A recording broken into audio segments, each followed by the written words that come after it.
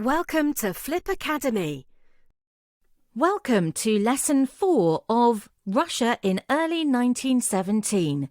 In this unit, the key questions are: what happened in Petrograd in 1917? Why did the Tsar abdicate? These are the key terms. Read through them carefully. Abdicate, Soviet, garrison, mutiny, Cossacks, Bolsheviks. Task: pause the video and make your own keyword glossary. Add any key term definitions to the keyword glossary for each topic as you go along. Make sure you know what all the keywords mean. They are very important. Challenge: use the keywords in a sentence. We've already seen how discontent has grown within Russia from both the peasants, the workers, the military, and from some of those within Nicholas's government. In today's lesson, we're going to focus in on events which took place within the capital, Petrograd, in 1917. Task: watch the video clip until 4 minutes 10 seconds. Create a detailed timeline showing the events that took place in Petrograd in February 1917. Make sure to talk about the events of International Women's Day, the strikes, mutiny, and the mass demonstrations. By early 1917, Nicholas II still thought that another military offensive would be possible, and that God will give us victory and moods will change. But on the 14th of February, the Duma president, Mikhail Rodzianko, warned the Tsar that very serious outbreaks of unrest were imminent. He added, "There is not one honest man left in your entourage. All the decent people have either been dismissed or left." A full-scale strike was started on 18th of February by the employees of the Putilov Steelworks, the largest and most politically active factory in Petrograd. Strikers were joined by other workers who had heard rumours about further bread rationing, which had been introduced on the 19th of February.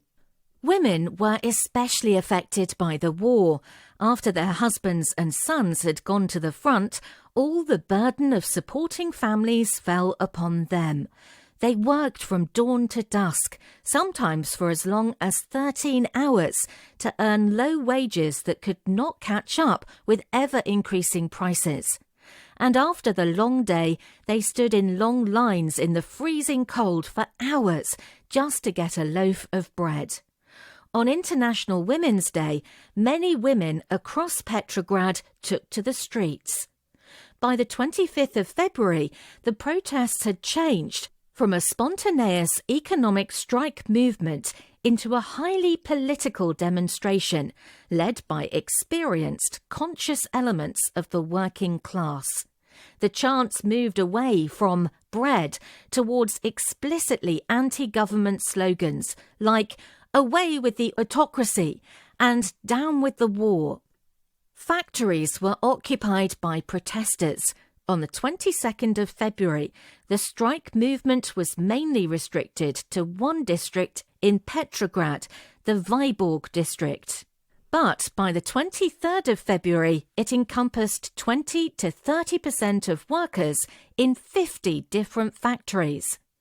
Political protests were indistinguishable from the general outcry against food shortages and the war. Meanwhile, General Kabalov was chief of the Petrograd garrison and was ordered by Nicholas, who was at his military headquarters 400 miles from Petrograd, to restore order. In more ordinary times, this would have been difficult enough. His own garrison troops disobeyed his orders. The situation in Petrograd was out of control. The police and soldiers were forbidden from using their firearms to control crowds until the 26th of February, when the Petrograd garrison was ordered to fire on demonstrators. The following day, the Volyinsky Regiment refused to obey its commanding officers and seized the regiment's arms. By the end of the 27th of February, almost 70,000 soldiers of the Petrograd garrison had gone over to the side of the protesters. Normally, the Tsarist government could depend on Cossack regiments to restore order. However, the 1st and 4th Don Cossack regiments in Petrograd showed sympathy for the striking workers. They refused to disperse the crowds and attacked police who opened fire on the crowds. The Cossacks, for centuries associated with the maintenance of state authority, had turned on the autocracy. On behalf of the Duma, Rodzianko informed the Tsar that the imperial power was on the verge of collapse. Nicholas then ordered the Duma to dissolve. However, 12 members disobeyed the order and remained in session as a provisional committee. Task: add any additional information to your timeline. Looking at your timeline, could we argue that there was a time when Nicholas II may have been able to save his position as Tsar? Make sure you give reasons to explain your answer. Task: step into the shoes of Tsar Nicholas II. There is chaos descending upon Russia. Your military campaign has lost you vital land. Germany is advancing, your population is dying of starvation, and those in the Cossack military who had been loyal to the Tsars for centuries are mutinying. Write a speech as Tsar Nicholas II to be given to the entire Russian population. What do you think you would need to offer the people to restore calm? What would you need to do to make the people happy? The workers, the military, the government, the peasants, the police force. As you have seen from writing your speech in the shoes of Nicholas, the situation had gone too far. Nicholas had proved to be incapable of ruling Russia, and the situation was beyond the promise of peace and bread. The little offer that Nicholas made of sharing power with his Duma was refused. The Petrograd Soviet then issued Order No. 1, which demanded the military to obey only the orders of the Soviet and not those of the provisional government. On the 2nd of March, Nicholas II was formally asked to abdicate. At first, Nicholas is asked to pass the throne to his son, Alexei.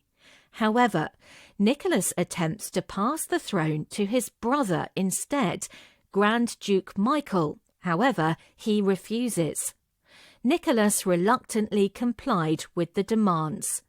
In that instant, 300 years of Romanov rule came to an end.